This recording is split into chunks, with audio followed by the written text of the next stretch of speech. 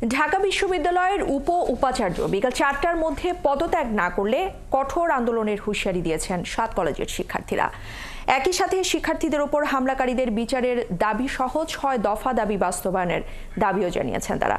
সোমবার ঢাকা কলেজের কেন্দ্রীয় শহীদ মিনারে এক সংবাদ সম্মেলনে এই ঘোষণা দেন শিক্ষার্থীরা।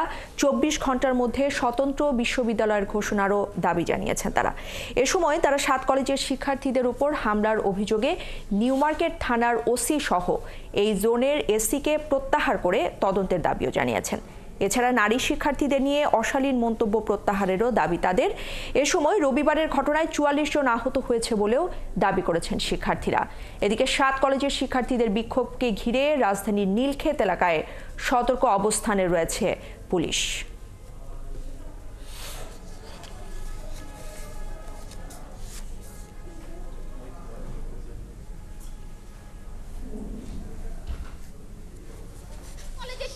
যেভাবে তারা আক্রমণ করেছে এটার বর্ণনা করা যায় না, এটা আপনারা সকলেই দেখেছেন। তার কাছে গিয়েছিলাম প্রভিসির কাছে, কিন্তু তিনি যে ব্যবহারটা করলেন তারপর আসলে এই সিস্টেমের সাথে আমরা যেতে পারছি না। সকল দাবি আছে, সকল দাবিগুলো প্রশাসন মেনে নেয়, তাহলে হচ্ছে যে আমরা হচ্ছে যে শান্তিপূর্ণভাবে বাসায় ফিরে যাবে।